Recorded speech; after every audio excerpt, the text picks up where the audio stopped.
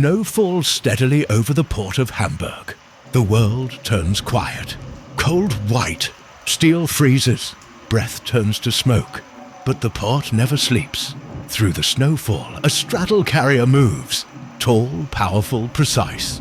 Its engine cuts through the silence, echoing between endless rows of containers, each one carrying cargo. Stories distance. Lights pierce the storm, guiding every turn, every lift, every second that matters. Hands stay steady. Focus stays sharp. While the city rests beneath winter's blanket, work continues in the cold. This is not just a machine.